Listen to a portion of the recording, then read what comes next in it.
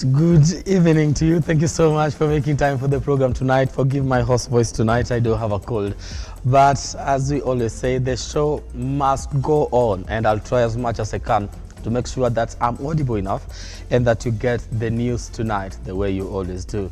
This is Look Up Weekend. Our sign language interpreter tonight is Felista Adundo, and I do know you've missed her because she's been away for some time, but now she's back.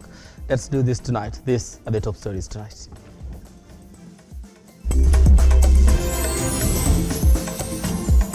Tonight on Look Up Weekend. Even if they collect 10 million signatures, where will they take those signatures? To who? Matters elections are not decided by signatures. They are decided on the ballot. Deputy President Rigathi Gachagua castigates opposition coalition Azimio for plans to oust President William RUTO and continued pointless protests. Also tonight, hiyo finance bill itafanya kila daktari katika nchi asilimia 52 ya mshahara yake ikuwe kama tax. Kmpdu announces a 2-week doctor strike as it demands increased salaries due to heavy taxation. And former Chief Justice Willy Mutunga and other activists tear-gassed at Central Police Station after demanding release of Sabasaba protesters. Now, do engage us on our socials. Satamoy Brian on Twitter at Lookuptv. The hashtag we are using tonight is #LookUpWeekend. We are also live on Facebook and on YouTube, so be sure to engage us on those particular social platforms, and I'll be able to sample some of your feedback as we continue with the program tonight. My name is Brian Amwai. Let's get started. Now, Deputy President Rigathi Gachagua now says that the collection of signatures by the Azimio coalition is a lost cause, insisting that nothing can take President William RUTO out of office. Now, speaking in Nyeri on Saturday during the funeral of the late David Muriithi Njogu, Gachagua said the Azimio coalition should move on and stop leading the country into chaos, adding that the opposition's attempt to remove the president from office are not provided for in the constitution. Speaking during a funeral service of the late David Muriithi, Deputy President Rigathi Gachagua has dismissed Azimio's attempts to collect 10 million signatures in order to force a referendum and have the president out of office as hotea, claiming that there is no provision in the constitution that will allow that. Even if they collect 10 million signatures, where will they take those signatures? To who? Matters elections are not decided by signatures. They are decided on the ballot. What they should be doing is preparing themselves for the next contest. And I want to say and tell the people of Kenya just to stay focused. We are not going to be bothered by the noise from the opposition because it cannot stop us from what we are doing. Gachagua accused the opposition of living in denial 10 months after election. We are, as a country, very disturbed by the events of yesterday, the deaths that came out of the ill-planned demonstrations by Azimio, destruction of property, and interference with business. These Azimio people must know that elections are over. Elections were won and lost. They must move on. The truth of the matter is that William RUTO is the president of Kenya, and nothing can change that fact. Even if they collect 10 million. On Friday, Azimio held nationwide demonstrations protesting the high cost of living. The coalition has set itself on a mission to collect 10 million signatures in order to force the removal of President William RUTO from office. Raila Odinga was somebody's project, and it failed miserably. Even those demonstrations, they have been planned and financed by the project owners. We want to ask them. They are saying that they can remove President William RUTO from office. They were unable to stop him from becoming president when they had power, the system, and the deep state. How do they intend to go about it when they are outside there in the wilderness? How can they stop him? So we want to tell the people of Kenya, there is no constitutional provision for anybody to collect signatures against a sitting president. They are just wasting their time. Speaking at a different function in Western Kenya, Prime Cabinet Secretary Musalia Mudavadi asked the opposition to accept that they lost the election. Ndugu yetu hawa wengine wanazidi kusema namna gani. Sasa wewe mkubwa wako alipeana ushukani, akapeana fimbo, akapeana sword, akapeana katiba, akasema huyu ndio mshindi. Sasa yani Uhuru alikuwa na shida gani? Na yeye ni rais ambaye amestaafu. Yeye kutambua kwamba anapeana mamlaka kwa yule alishinda. Si hiyo sasa ni jawabu kubwa kwa watu wa Azimio kwamba msipoteze wakati, kwa sababu mkubwa wenu alitambua kwamba mshindi ni William Samoei Ruto. Sasa hii ingine yote ni sarakasi. Brian Amwai, Lookuptv, Nairobi.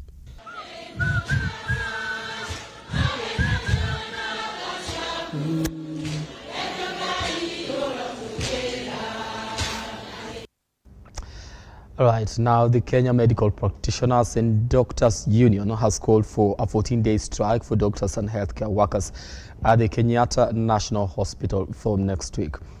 Now, this comes as they cite discrimination of their salary payments. And as Werimu Kimani reports, the union has criticized the government for paying health workers just half of their money.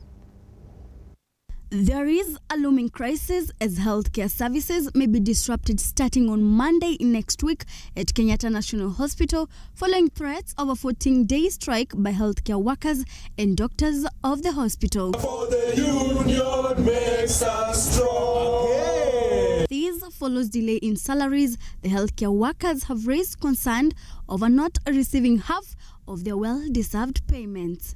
We are seeing Kenyatta National Hospital discriminating against doctors and against healthcare workers, where some they're paying half the salaries that are being paid to the rest. And therefore, Kenyatta National Hospital will be issuing a strike of 2 weeks beginning next week. The union has also demanded a salary increment for all doctors in the country, stating that following the passing of the finance law, 52% of their salary is currently taxed, and therefore they are calling for emergency discussions with the Ministry of Health to resolve the crisis, since it has been 7 years since their last salary increment. That Finance Act, our payroll, or rather our salaries, 52% of it will go to tax. And as such, the neck of the union has resolved to demand for a salary increase for doctors across the country.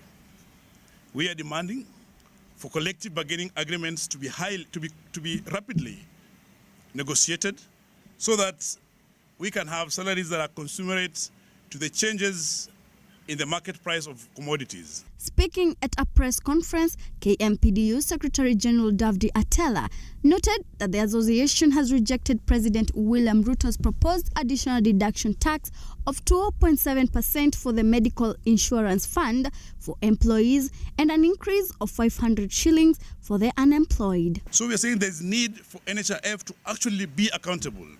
Despite all these challenges, we are seeing that the government is proposing to increase the deductions for NHIF to 2.75% of the gross. So without accountability, without mechanisms that will ensure benefits for the Kenyans, we as doctors are rejecting these proposals in total. This union has also indicated that the healthcare services in different counties has been deteriorating despite the promises made that the Ministry of Health in the country will be given priority in last year's election manifestos, and up to now, nothing has been done. We have noted with a clear concern there's this declining state of healthcare in the counties. It's now over 8 months since we did the August 2022 elections. We had hopes in the county governors, we had hopes with the government that there will be change based on the promises that they gave in the manifesto. The situation has only become worse. But on the opposite, we have seen a much frustration. To start with, we are seeing healthcare workers who are providing services diligently, like in Nakuru County, being dismissed unceremoniously. Werimu Kimani, Lookuptv. us power. Power. Now, President William RUTO has said that Kenya is leveraging its strong relations with the Republic of Congo to unlock the massive untapped opportunities. Now, speaking in Brazzaville at the Business Forum, RUTO has called on entrepreneurs to expand trade volumes that will spark growth in the two countries. During a business meeting held in Congo, President William RUTO has stated that Kenya and Congo will utilize their existing relationship to unlock great opportunities in trade and create a conducive environment for entrepreneurs to invest in the African business system. We will also be discussing matters to do with infrastructure. On va également parler des questions d'infrastructure. From roads, l'infrastructure routière, to matters to do with rail. Les questions portant sur le rail. We will be discussing energy. On va parler de l'énergie. And these are all important components. Il s'agit là de composantes importantes that drive business enterprise qui conduisent les entreprises et les affaires et par le secteur privé. We will be discussing opportunities. On va discuter des opportunités in mining, dans le domaine minier, in forestry, dans la forestier, in agriculture, dans l'agriculture. Again, et encore une fois de plus, the private sector is a very important component. Le secteur privé, c'est la composante la plus importante qui va se rassurer these agreements que ces accords bénéficient the people of Kenya, au peuple du Kenya et au peuple du Congo-Brazzaville and the continent of Africa. Et le continent de l'Afrique. He also addressed the issue of infrastructure of roads, railways, and electricity that will promote business activity in the private sector, playing a significant role in the economic growth in both countries. I am very happy this morning. Alors, je suis très heureux ce matin that we are having a meeting que nous sommes en train de tenir une réunion a very important sector d'un secteur très important and great partners et des bons partenaires of governments. Des gouvernements. The economy is driven by policy. L'économie est conduite par les politiques. But the real players are the private sector. Mais les grands acteurs, les vrais acteurs sont les secteurs privés. Additionally, he noted that youth will receive business education training to establish a strong foundation for their lives and contribute to the development of Congo and Kenya. We will be discussing matters to do with the empowerment of young people through training and education. On va discuter des questions portant sur l'autonomisation de jeunes gens en matière de commerce et de métier. We want to align the training of our young people to the needs of industry. On veut adapter la formation de nos jeunes gens aux besoins de l'industrie. And how we can twin the technical skills in Kenya. Comment est-ce qu'on peut jumeler les compétences techniques and the technical skills in Congo-Brazzaville? Et Lydia Mweri, Lookuptv.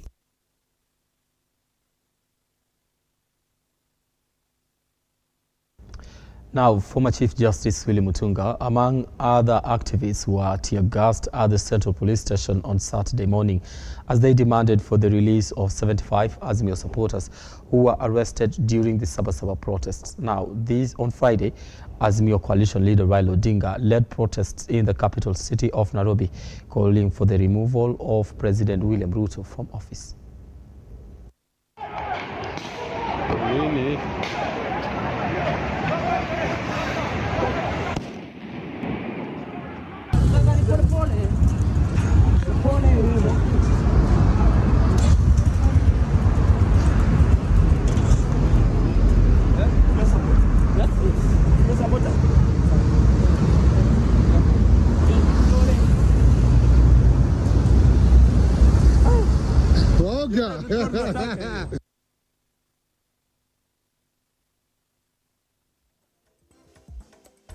All right, 14 minutes past the hour. We do want to take a short break here on Lookup. We can continue engaging us on our socials. That is at Amoy Brian on Twitter, at Lookuptv. The hashtag we are using tonight is Lookup Weekend. We are also live on Facebook and on YouTube.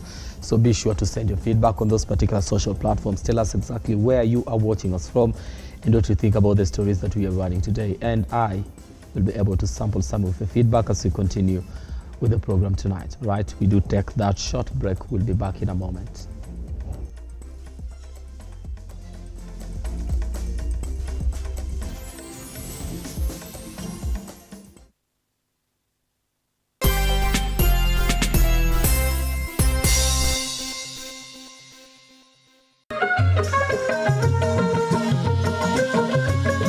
Karibu mtazamaji kwenye kipindi cha jamii na itikadi.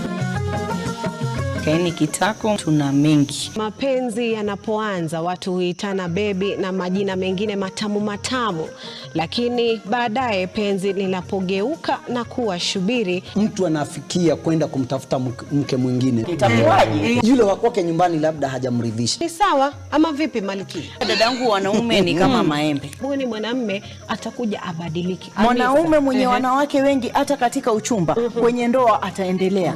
Mtu na tabia yake hawachi. Ile umbo la kike likishaanza, kila kitu kishaanza kuwa mahali pake. Ningependa kukuona. Sijaenda mahali ambapo mimi nilisikia mtu ati huyu alikuwa shujaa, alikufa katika mstari wa mbele wa ndoa. Sijawahi sikia mimi.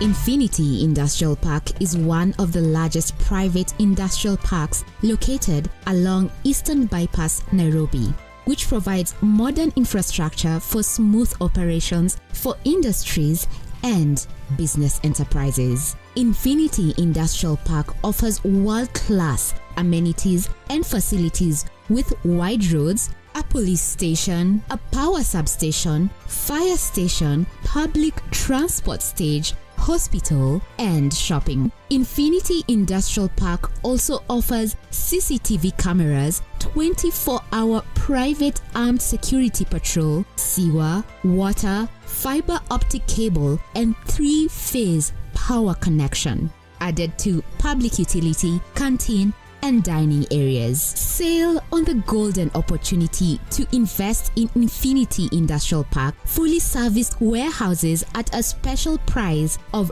3,569 Kenyan shillings per square foot. For more inquiries, visit our website infinityindustrialpark.com.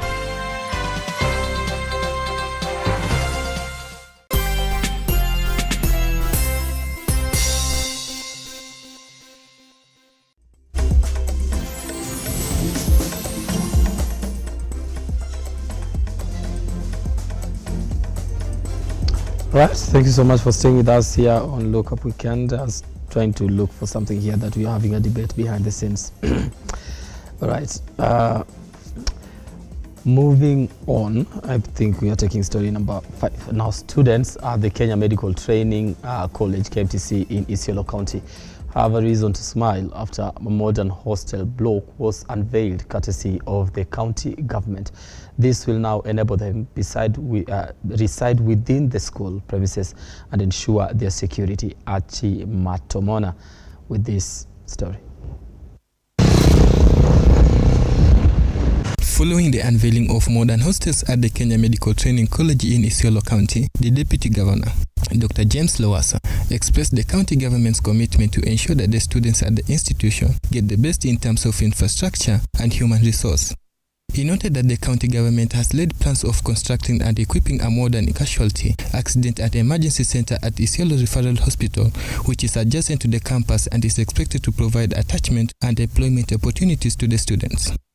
As a county, I want to assure MTC and all the students that will offer all the support, whether materially, either management-wise, to ensure that you get what's required in your environment, in the compound, in the campus, and also within the hospital.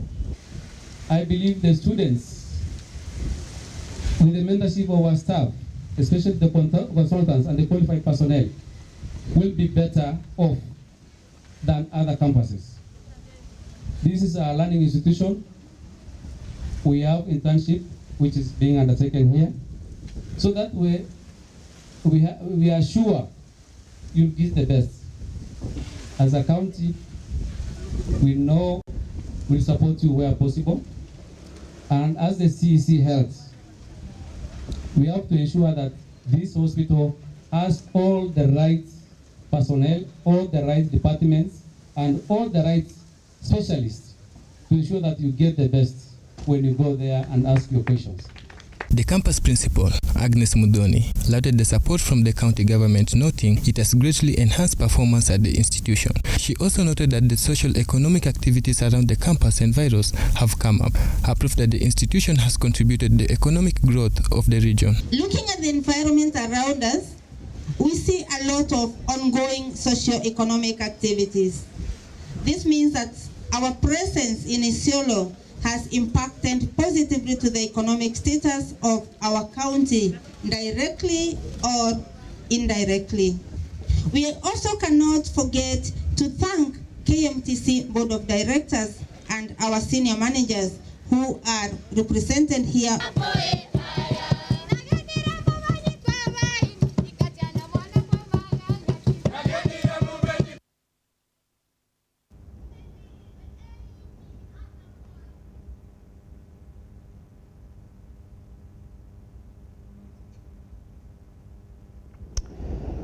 Now, 5 employees of the fire department in EMBU have been suspended by the county government, county governor rather, Cecily Mbarire, for failing to respond to a fire incident on Wednesday in Majengo Estate, EMBU town. Now, the suspended workers include the Director of Disaster and Emergency Services and firemen who were on duty on the material day.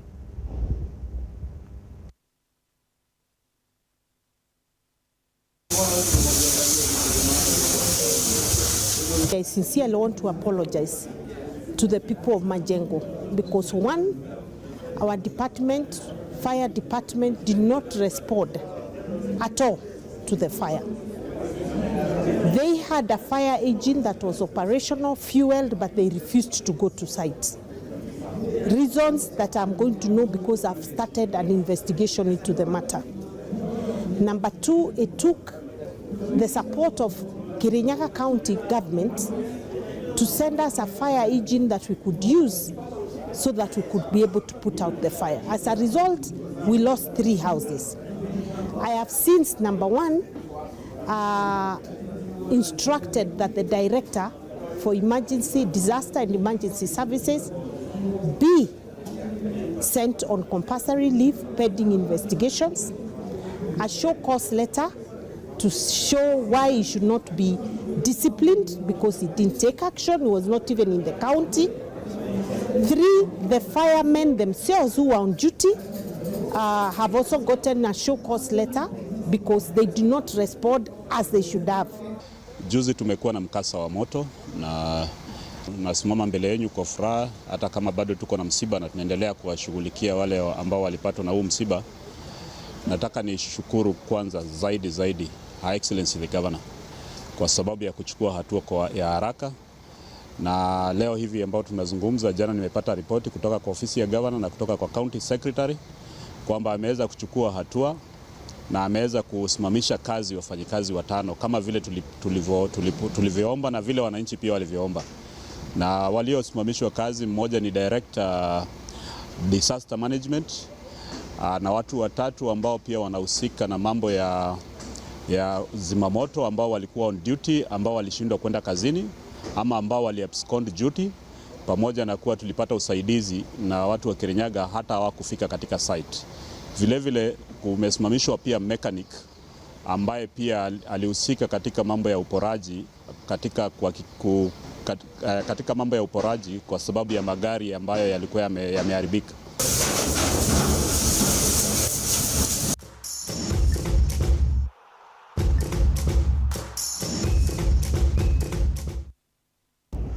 Now, the 20th edition of the Nairobi Standard Chartered Marathon has officially been launched at Uhuru Gardens, Nairobi. Now, the marathon includes 4 categories: 5 kilometers, 10 kilometers, 21 kilometers, and 42 kilometers. 2, 1, We've tweaked this marathon to be a sustainable marathon.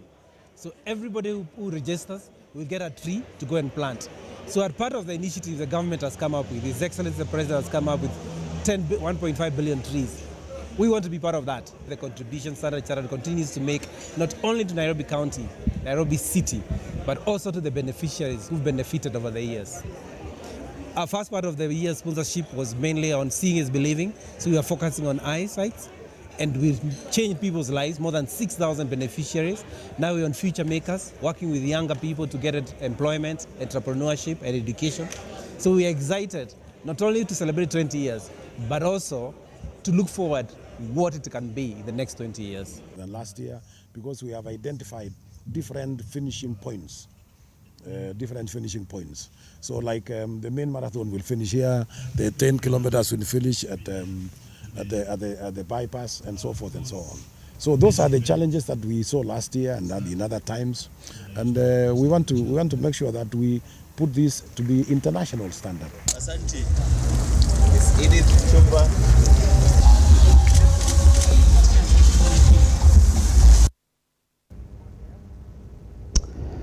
Now, Kenya national rugby team for under-20s, Chipu, is under intense training in the camp at Kasarani Stadium.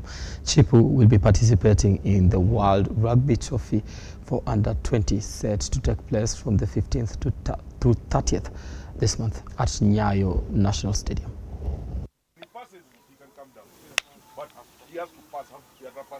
There's nothing much you can do going into the game week because we are 7 days, exactly 7 days before the first match. So this week we're going to do tapering. We are just going to take down the volume to make sure that they will be fully up and fit for the first match, which is against Samoa. Yeah, because we've done a lot of last 2 weeks, we've really loaded them. Now it's time to deload and just to take the load down so that they can be fresh. That's why you were seeing less contact. We're getting into less contact. Most of the session is just green and orange. We're not going into red because we also will try to avoid injuries that some knocks might take longer than 2 weeks to recover, and we don't want to get ourselves into that situation. Imekuwa absolutely poor. Tumework on defense because last time we lost to Zimbabwe because of our defense wasn't really good, but we have strengthened our defense more. Yeah. From Bathes tuli struggle sana na defense yetu, especially the Zimbabwe game. So we focused on our defense majorly this camp, and things have been going well. Yes, the boys are now sharp and ready.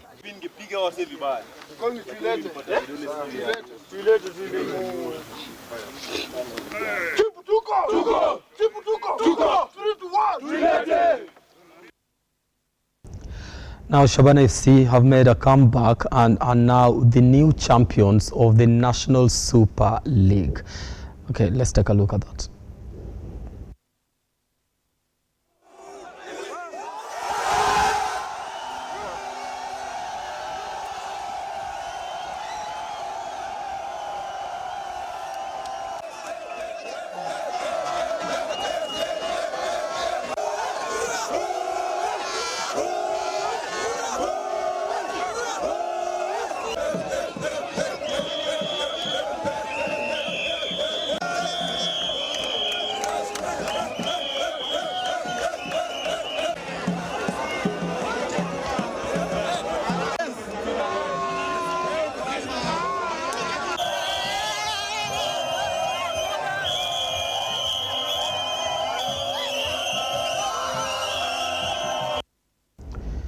Now, Athletics Kenya trials came to an end today at Nyayo National Stadium. Olympic Games gold winner Ferdinand Omanyala clocked 9 points, 85 seconds to qualify, ahead of Wiseman Were and Dana Samba, who finished second and third positions in the 100-meter race. Now, other athletes who qualified include Penina Mutisia in women's 800 meters and Timothy Cheruiyot in men 1,500 meters. Now, the qualified athletes will be representing the country in World Championship in Budapest, Hungary.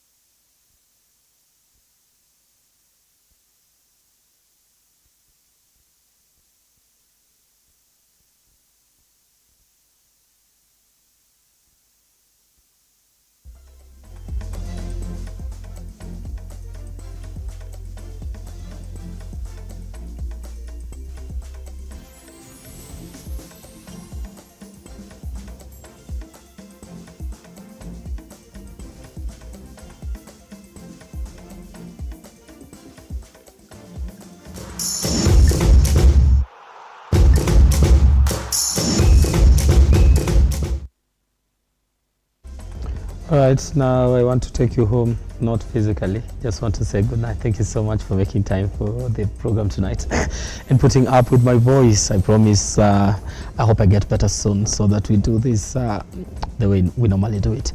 Right, on behalf of everyone that has made it a success, I do want to thank you so much for watching, and that starts with my director, Dan Orondo, and Jeremy on the prompter, and everyone else that behind the sound. We have Sean. If I continue speaking, I'm not going to be heard. So, and also Philista Adunda here on the sign language interpretation desk. My name is Brian Amwai. Do have yourselves a lovely night, and let's pray for one another. Good night.